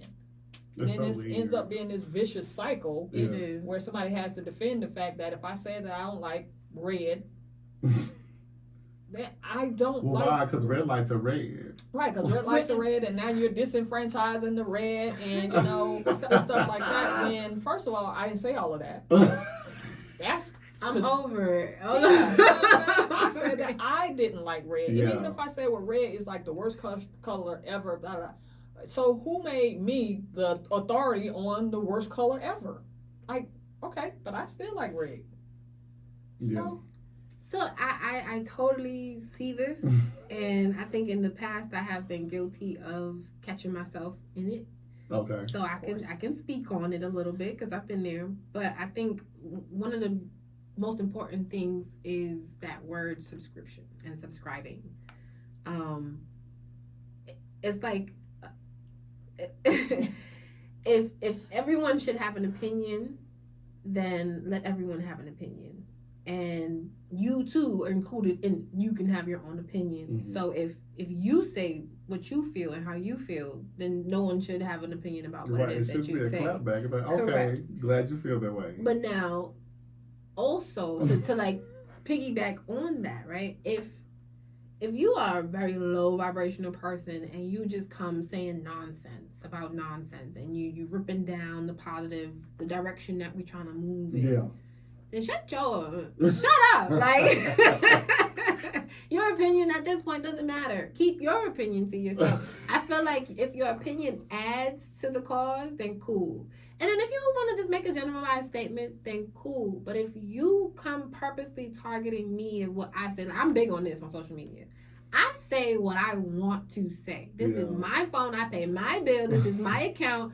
Let me speak. So when somebody feels like they want to jump in or have a rebuttal or something that I just said, I'm going to give you why you should just mind your business in the first place. Like, because didn't nobody ask you. Mm-hmm. Mind your business. You following me. I ain't asked you to follow. You following me. You following the shade room. Everybody is talking. I say my comment. Why is you talking to me? Right. Why is you talking to me? You ain't got nothing better to do? Okay. All right. So actually, I don't. Can't right. me posting on your page. I totally. And that's where that conversation goes. I used to get that kind of backlash too because I use my media for all purpose, right? So if I'm having a shitty day and I want to vent, you're gonna know it. if I'm having a good day, because my social media all glitz and glam. You go get it. Mine's is like that. I'm not It is? glitz and glammy. No, I'm just saying mine. I'm not talking about you. See how quick you know? See how make it personal? See that how quick. that fast. No. So mine, I'm giving you all of me. I give you all of me. I don't give you one side. I don't have pictures and videos of me in Puerto Rico. Right. Or Guam or wherever I'm at. You know what I'm saying? Or the beautiful things that happen. Or, oh, Jesus won $1 million. You catching all of me. If I have a bad day and I feel like venting, you might know about it. But what used to piss me off is that people would come up under there, and my mom is guilty of this too, and I told her to her face. I told her. I told her. She know. I think a mom is different. Yeah. You want to see the best in the kid. Period. Which I didn't think about that at first. But I used to get ridiculed about how I would vent on my media under my comments. I'm like, okay, here's what you can do. You can always unfollow. I promise you I'll continue to breathe as long as the Lord let me do it. Because I'm going to say what I want to say. Absolutely. If this is my way to vent, then this is the way I want to do it. You can subscribe to it or you can change the goddamn channel because I don't care at this point. Some people deal with things differently, you know what I'm saying? Yes. Some people deal with sadness, they want to go for a walk. Or they want to drink alcohol. They want to have sex. Whatever they want to do. That's how they deal with it. Or they want to work. I deal with sadness by working. Right. You just drown in work. I don't think about it. Work. And when the work over, guess what? That sadness going to be right back there where it started. You know what I'm saying? Well, the bed is usually about right. So yeah, I used to get ridiculed about that a lot. But if people want to express their opinions, let them. That's fine. Okay. Why am I sitting here hating on your opinion? Yeah. Okay. Like people used to kill. Just don't talk to me. They take it personal though. You know what I'm saying? You take on it personal. Yeah. Like for example, to your point about you share everything. You are an open book type person. Almost right? there. But then sometimes like I don't get some flack sometimes with my husband had said one time he was talking to another friend, he's like, nobody can be that positive about stuff. Like they just can't. Now, 20 years later into this, Girl. what we talked about was, and one of the things that I made him see was the way you process stuff. Like my husband is like, gee, you piss me off and all that other stuff. You're going to know about it. He's expressive like that, right? And like I told him, I admire that. That's how you process your information. You know, you get it out one way or the other. I said, but the way I process stuff, that's the way I get out of it as well. I have to get mine out like that too because I'm the type where if I don't take a high road to it, I will be crazy myself because I will start to think, why this happened to this person, whatever. But I have a huge subscription to everything happens for a good reason. And part of what I like doing is looking for the good reason. And ain't nothing wrong with that. Right. But if that doesn't mean that I don't vent. That doesn't mean I don't throw stuff around the room. You can catch me at work sometime, and you might see me flip my mouse across the room like that. You know what I'm saying? So, but I also, even in that, I just have always gravitated toward, okay, it got to be more to it than this. I just cannot subscribe to the fact that you're supposed to have misery without it going on that other extreme. So I'm always chasing that first, right? You know what I'm saying? As irritated as I get, again, just talking about work, I will walk away from the computer and then come back and realize that, guess what? You know why somebody's asking you 1,000 questions? Because they value your insight onto stuff. Yep. So, you know what I'm saying? Answer the question or don't answer the question. It's your choice. You know what I'm saying? So that's it. But I love the fact that you said that, somebody's going to get all of you, right? I just feel what like that all of you looks like though. Yeah. I'm a little bit of both. I feel. Yeah. I feel like when I do get on my soapbox on social media, it's because I have something to say. And I really don't care what, you know what I mean? Right. I just don't give a darn who's there. I just want to say what I have to say. Yeah. But then and shout out to my followers, but if you really follow me, and if you've been following me, especially like on my Instagram, I speak from here. And sometimes from here. So you're going to get my funny on my social media, in certain parts of my social media. You'll get my funny, you'll get how I'm feeling for the day, you'll get where I'm at sometimes. I like to share my experience. I like to share my experience. Again, we don't know who we're helping with these things. You know what I'm saying? Like, when I told my story, I didn't even really tell the story. This is how my mama found out I was raped and molested. I got on there and I was reading something online, and something triggered that whole thought. And I was like, you know what? I'm a survivor of this. So I got on there and I found this little caption. And it was like, things get better. It happened because it was supposed to happen. You were a survivor. Don't let this stop you from being who you blah, blah, blah, blah. And I just went on ahead and said, I'm a survivor of molesting. So, everybody reading and they're like, oh my God, how would you say this? Or why would you even put this out here? Or then you have the people that's like, you're so brave. And then I got a phone call. You a survivor of what? I was like, got to tell you. My bad. Mom. What you talking about, Willis? That's why I'm like, oh yeah, now I got to have this conversation. So wait till I'm there in spirit, we'll have the conversation. I mean, in person, we'll have the conversation, not spirit. But I literally got like, bro, you're so vulnerable. Like, that was so dope. Like, what made you do it and such and like. Because I'm trying to open it up where you're getting the authentic version of me. Like, I don't want you to have to question who I am if we ever meet or any contact. Because people feel your vibration. If you're an energy person like me, people just feel. Like the first day me and Tab met, that woman walked up to me and was like, I like you, something about you. That was the first day. We worked together. Aww. The first day. You got something. I don't know what it is yet. Can't put my finger on it, but. Yeah, that's what it was. So people know your energy. I just really got on this energy tip within the last couple of years. Because you can feel it. Like it's a real thing. Everything. Like, it can shift the conversation. It can shift the mood of a room. Yeah. All of that. I'm like, I can't do it today. And you start being deliberate about the spaces. Who you allow in your space. Yes. But people don't like it. But that's okay. I don't care. They'll be strong. I think that's because they're growing. People are maturing. Just like when you're younger, right? Like we were talking about. Somebody sometime told you don't do that, or you know what I'm saying. They were going off of experiences that they literally don't touch the hot stove. Right.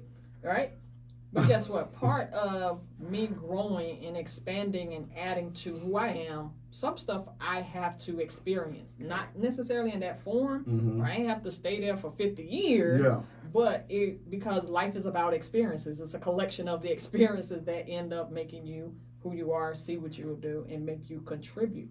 Which I did not appreciate at first. Of course not. I'll be honest, I didn't appreciate it. I appreciate I've been born with $1 million in the bank account. Somebody just won that $1 billion still today. That part. Right. But I didn't understand it because I'm so invested in when I love you, or like we'll just use friendships for example. If I love you, you'll know it, you'll feel it, I will show it on any level, right? I didn't understand why friendships would part. I didn't get it. Like, I ain't got no siblings. These are my brothers. These are my friends. I'm like, what is going on? Then you, I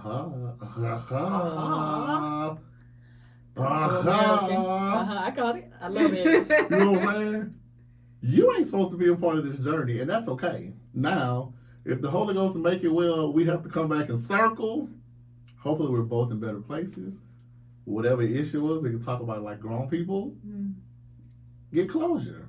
It may stay, it may not stay, but the closure's there. I had to learn that lesson. It's a beautiful lesson. It's a beautiful lesson. Because it used to pain me to come, because I used to love people so. I used to love people. I was going to say, no, you still do. You still do. No, I do. You're just a little bit more discerning. But it was more so like, I was like at a point, I hate people. That's how I felt at one point. And I said, no, I'm not going to let that shift me. I hate people's ways. People can hurt you so badly. Divorces, friendships, co-workers, like people you poured yourself into. You're like, nah, I know Tab wouldn't F over me like that. I know she wouldn't do that to me. But yes, she did.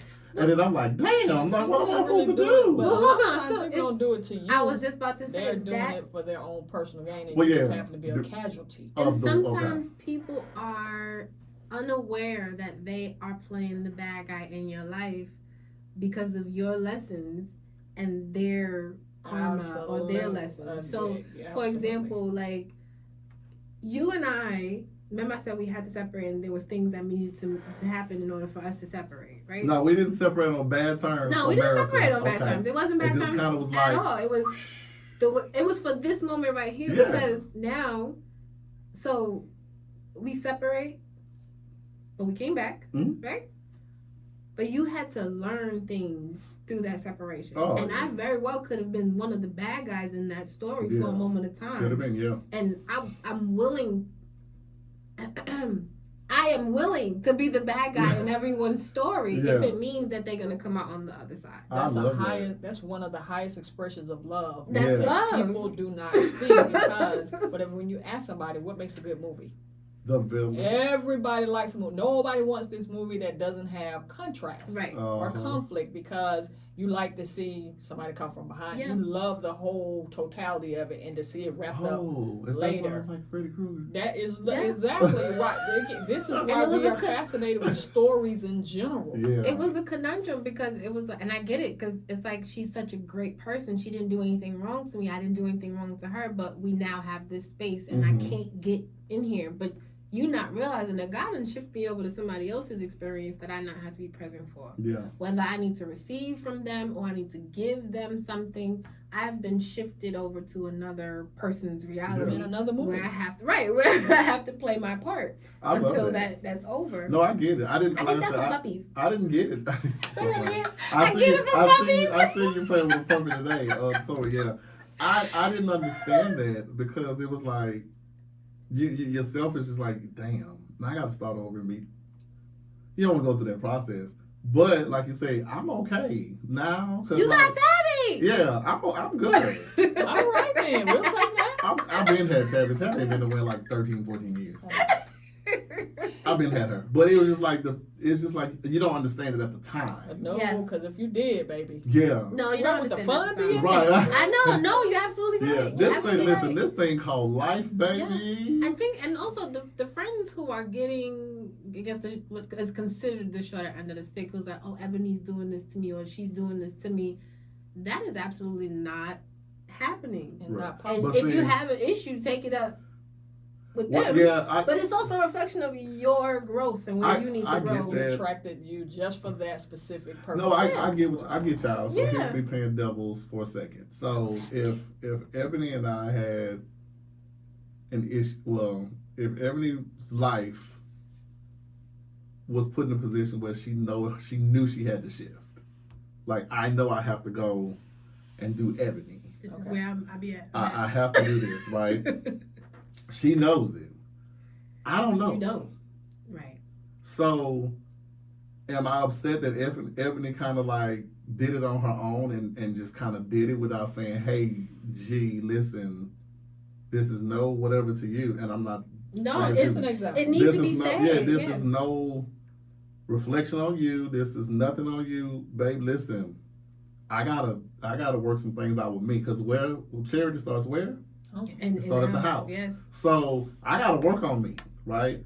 But if Ebony didn't tell me that, now I'm left to all kinds of perceptions in my mind as to Yes. why Ebony left. Yes. Did I do something wrong? What did I do wrong? She didn't say anything to me. Look, she's. I- you get, but you get I what I'm get you. saying, though? Yes. No, I get it, but even when they it's- say it, I was gonna say that tells too. you that Because now I'm in a space where I can communicate that this is what's going on with me, and people still feel the same they still- reaction. right? I've had to learn it. It's not It's- me. It's the It's- yeah, person because- their and perception. their traumas Which is why I say being communicate- reflected on me. Which is why I say I always advocate for communication too, right? Absolutely. We have to learn effective communication in these instances. I do think that we have to grow up a bit because some people approach conversations a bit different. Like you and I know we can have intellectual conversations. We'll never back be and on. forth. Love a good back and forth. Yes, Love a good debate. But we know ain't shit with it. You know what I'm saying? right. We know that we're going for But- an end goal. Right. But some people, they are so that number one, their pride takes over.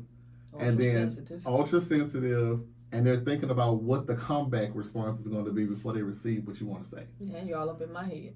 Right, now you all up in my Yeah. head.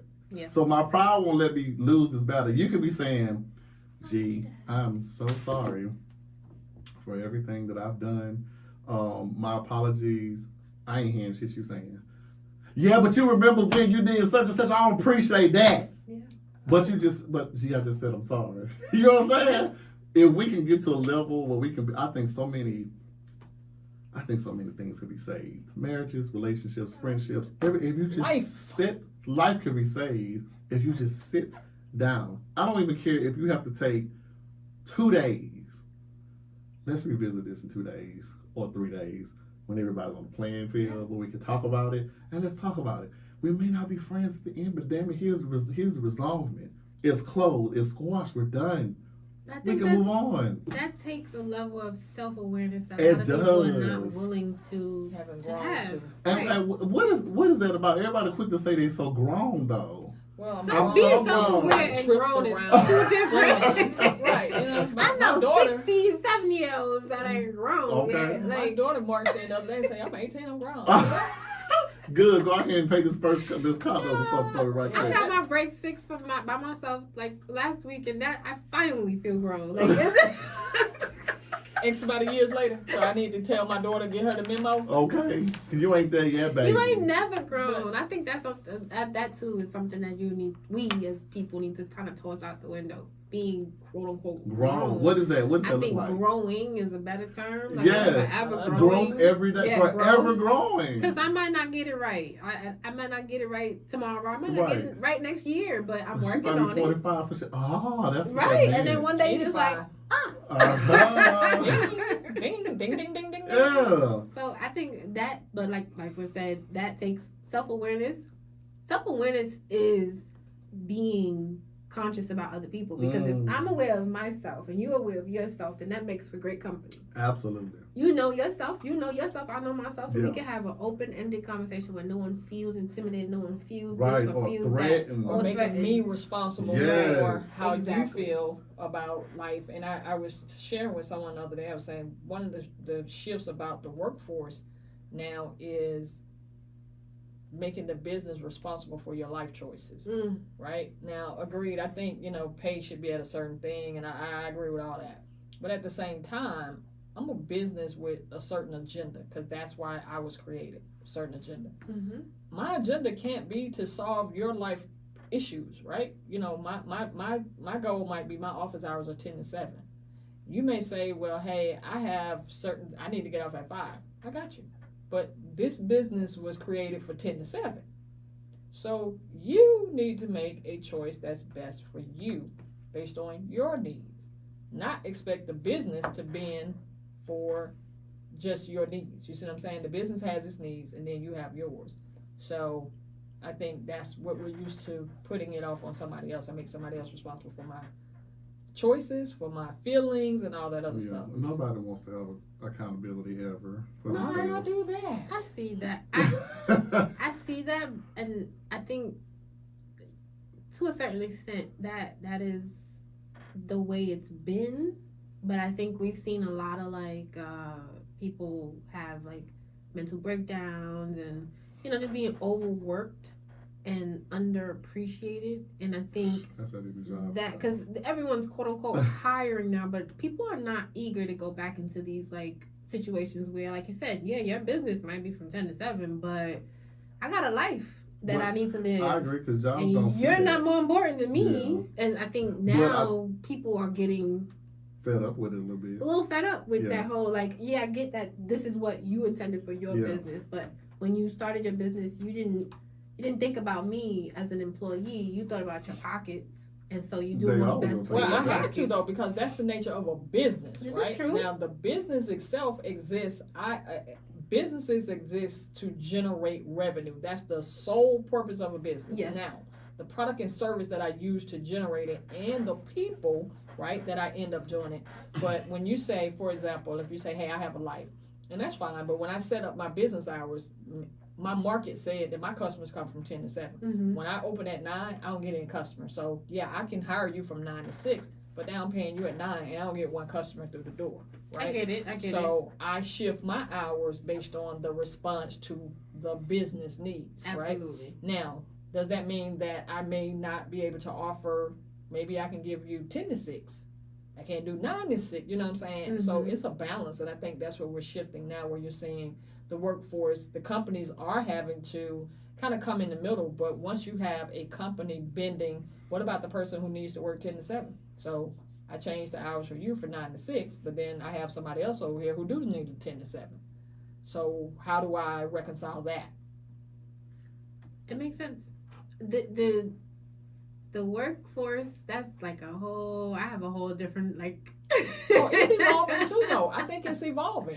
Because It's we are evolving. primed and propped up to work these 9 to 5s or whatever certain amount of hours, and we're not taught that you can make money outside of that setting. That's what it is. And that's why I said this is like a whole other conversation for another day, because my Mhm. views on that is more so leaning towards not raising our kids to work this set amount of time. Like, we're born with gifts and talents that I feel like should be utilized, and if we occupy our time and space at someone else's business, helping them make the money We'll because they never- established it for their business and their customers, and then like I need a day, and it's like, okay, well, you're fired, and it's like, I just wasted 30 years of my life to help this Okay. business be successful, Yeah. and I'm disposable like that, and another person to be in your and mind right in to your see the spot. next And thing. so I think as our younger people are growing and seeing this happen to people older than them, they're on this fence about even getting involved Well, in see, that this is why I say arena. if you even look at Yeah. it now,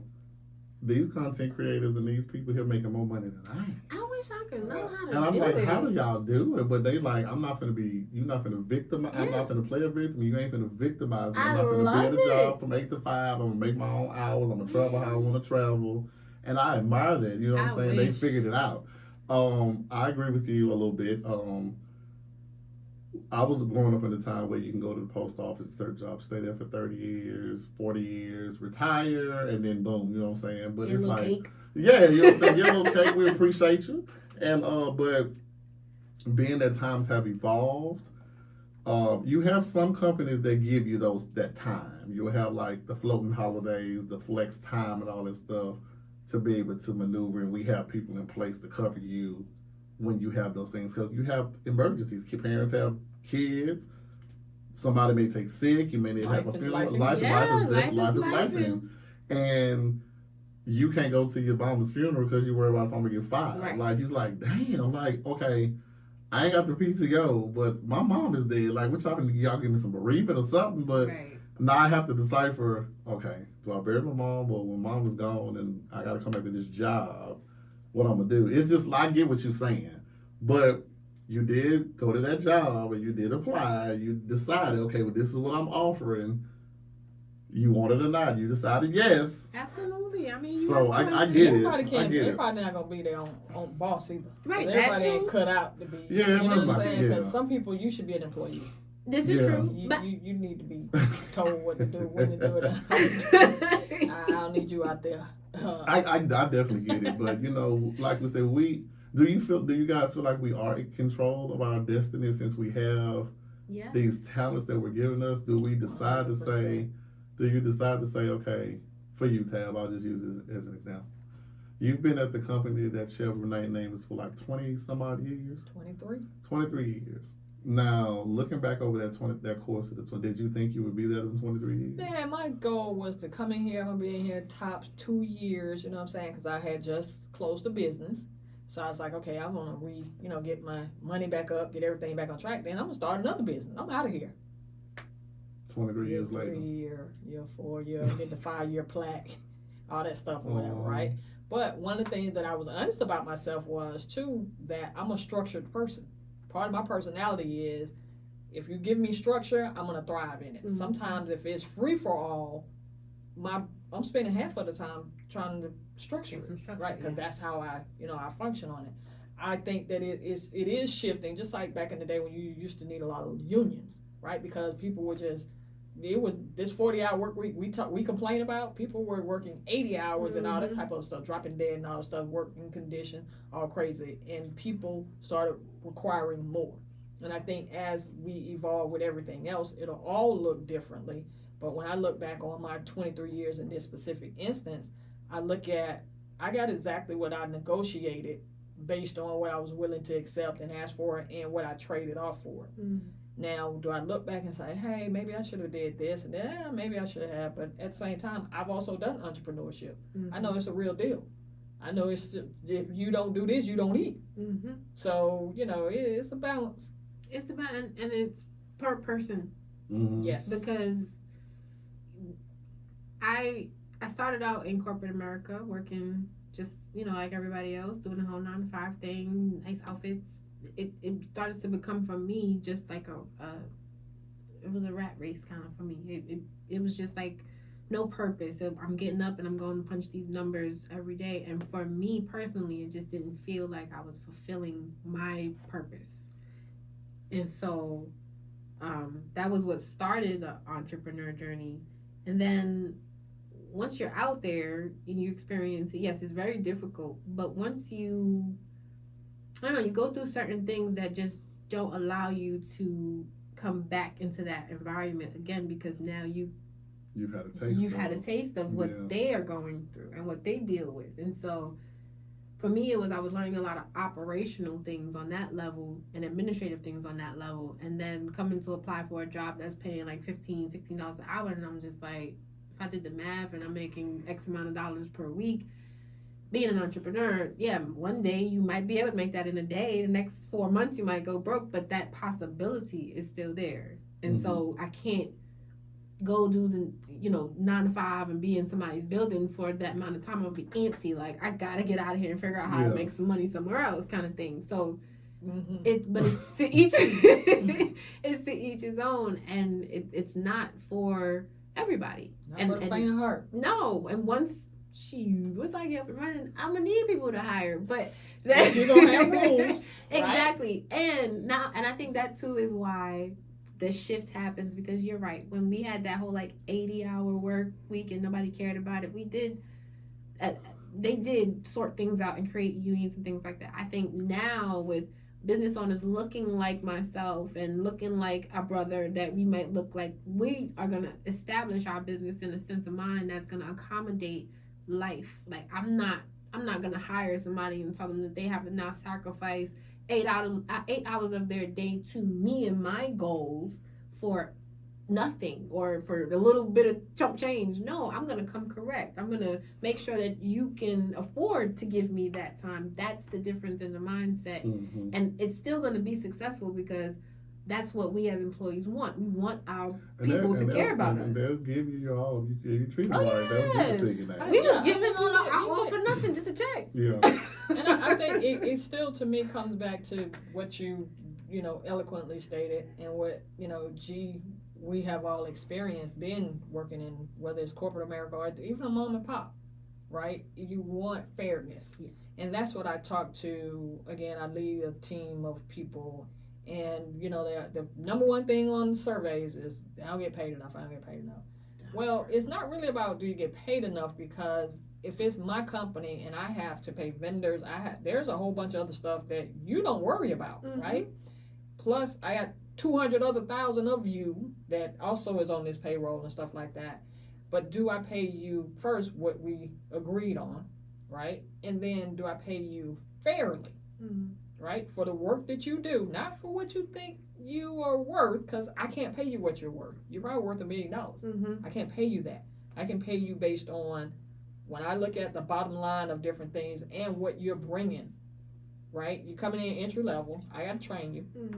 Not only that, I'm responsible for X amount of your taxes, all that other stuff that I'm responsible for, that goes along with the totality of it. But, devil's advocate, because I've played both sides. I've been the employee and I've been the person who's organizing the business. It's not up and running. But and so yes, you're right. I am fronting a lot of the expenses and I'm taking care of a lot of things. But at the same time, I wouldn't be able to do it without you. And so therefore I can't look at another person like some of these businesses are looking, and the misconception is that everybody that's working here is getting at or around the same amount, and that's absolutely not the case. Well, that's very important. Higher level executives and people who don't do as much as you as the employee is doing are getting paid way more to do nothing. I mean, but when agree. you define nothing, though, you know what I'm saying? Nothing. To be in the boardroom, but to get that type of title and stuff. Now, of course, I could have been born into it and some other stuff. I'm just lucky, right? But even being, I'm what you would call middle management, Mm-hmm.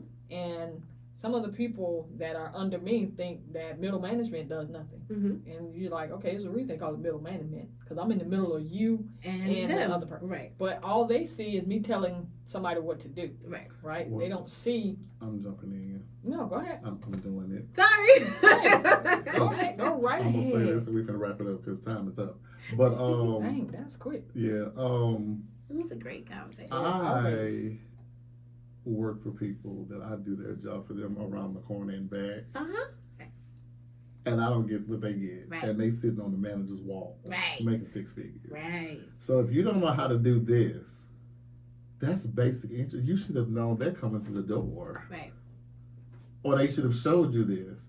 But I gotta come in here and show you this as an entry level employee, right? Well, I ain't an entry no more, but I have to show you this, right? And you're an executive, Right. with a degree, okay? And you don't know what that means? Oh, okay. That's the kind of the stuff that used to make me mad. Like, okay, why am I showing an executive how to do this? And they know this. You should know this. But they know that that's so. I'm Yeah. hiring. Your benefit is this check. My benefit is that you are as good as you are. Why you think I want you? So you can run my company, Right. and I can pay you a percentage of what my company makes. Right. Keep you happy while I spend Do the other money. things, yeah. And I have my other people doing other things. Like, Yeah. for example, and it's no shit because like I said, I've worn a lot of hats in let's just say a whole company. I've been the bottom level or the lower level where I'm doing the bulk of the work. Like, hello, where's my Manual bosses? labor. Right? I'm doing the work and then I'm reporting to my man. I've been a manager. I'm a manager now, and it's not that you're not doing anything. It's mental work. It's creative. It's strategy. It's strategic. It's logistics. Those things. So it's not physical. But the person over at the bottom is doing the physical. The other person is managing the person doing the physical. And the executives are just overseeing everything to make sure that they keep their investors happy. Keeping the doors open. That's it. That's important. And there you have These it, doors ladies are not and open. gentlemen. I don't know how we got on work and employees, but that was That's definitely not what on we the do. topic. But we went there, and We it's gotta okay. have another 'cause day. That's what happens. Listen, thank you so much for listening tonight here on ATL Talks Radio. Thanks to the YouTube audience for watching. Make sure you like, subscribe, and comment. And turn on notification bell for new episodes that I try to have up on a weekly to semi-weekly basis. That is the camera. She's so funny. So, Tabitha, tell these Yes. people where they can listen to us before we jump into that beautiful part of the segment I like. You can listen to us on our app directly at ATL Talks. You can get that on iHeart, Google, and Apple. And of course, do not forget we have Cluster TV. Go ahead and download that app as well. You can get that on Roku, Google, and Apple as well. Some great content, not just the number one show on ATL Talks Radio. You said it, not me. I meant it. And I appreciate it. You Listen, put in the work. listen. Hello? I do. This is hard, but That's I right. do. You better take that. That's Listen, I'll awesome. take it. I'll take it. I'll take my flowers. Listen, before we get out of here, y'all know this is my favorite part of the show, one of them anyway. We're going to turn it over to the Chief Perspective Officer for another episode of Tab's, well, not that's your whole name. Tab's 2 cents. Go Tab, with take that. it away with your 2 cents for the night. What you got for me? All right. So as like we do a lot of times, we have set up to do several topics, and then because we get such good conversation, we only touch on a couple of them. So I've learned now to be a little prepared either way. My first choice we didn't kind of cover, so I'm going to go back on my second choice when we talked about opinions and why we see it as judgment. And we touched on that earlier about we take stuff a lot personal, right? When someone else is giving me their opinion about something, I end up internalizing it and taking it personal. Whereas that's part of the connection when somebody is sharing their insights on it. And that defeats the purpose of what makes us individuals by a person not having their own expression or position or viewpoint on any given subject, right? Mhm. It does not make it right or wrong, doesn't make it better than mine, doesn't make it worse than mine, and things like that. And I think we get caught up in the story from ourselves, the things that are within us that triggers, right? It triggers different things that make me feel like I have to defend your opinion, right? I have to literally defend something you feel about a situation. And I think that comes from, again, us defending ourselves in a situation where maybe it was personal. So what we can start to do is to detach ourselves from someone else's opinion. Part of being detached means that I allow you to be you, and I know that that has no impact on me. You said what you said, you did what you did, and that's just part of your journey. I just happen to be a character in your story, which made me, privy to the information or privy to the opinion. So being true to ourselves and knowing who we are, doing the work that has given us the stability and the security to stand in who we are, I can withstand your opinion, right? And as long as I can withstand your opinion, I can still stand in my truth and be my authentic self without feeling that your whole opinion is now talking about me and mine. So part of that is, again, being true to ourselves, standing in our own truth, and that way you're not as influenced by other people's opinion and quote-unquote judgment. So that's Tab's 2 cents. All right, you heard it again from Tab CPO herself. Your opinion is yours. Have it. Have it. Have it. Have it, okay? Listen, I want to say thank you so much to Ebony Shinelle for being here tonight. We'll definitely have you back since you're Love it. de-virginized. So now you what ain't- you I'll get. come back and pop it up Right. again. Yeah. So she ain't no stranger to entertainment. You know what I'm saying? She's been Right. here before, but so now that you've broken the virginity with me, Yes. we'll have to have you back. So tell these people where they can follow you, if you want them to follow you, what you got going on. So I'm an extremely transparent person. Please feel free to follow me on Instagram. It is DOPE.CHOLO and the number 8. That's my Instagram. And then if you want to follow me on Facebook, it's Ebony EBONY Shinelle SHINELLE. I am the only Chanel in this world with that last name. Claim it. You You're heard the it. only one I've met, so I yes, am the that is only true. one that his last Ebony name is officially Chanel. Chanel. So Chanel. that's me when you find it. Okay. Listen, you'll be thoroughly entertained, so make sure you tune in, okay?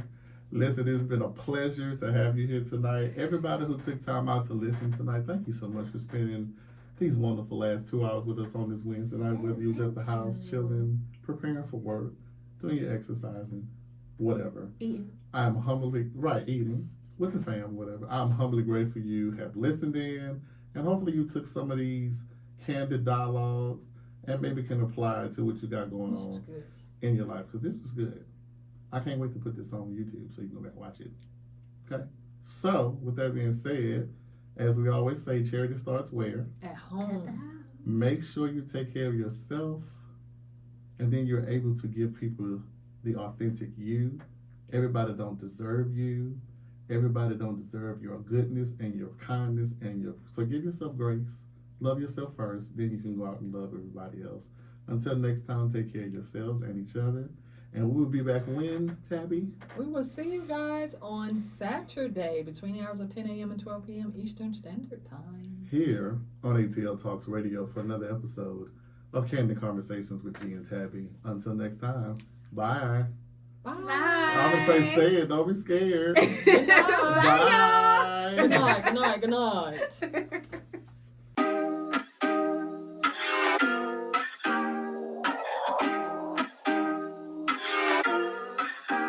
Bye.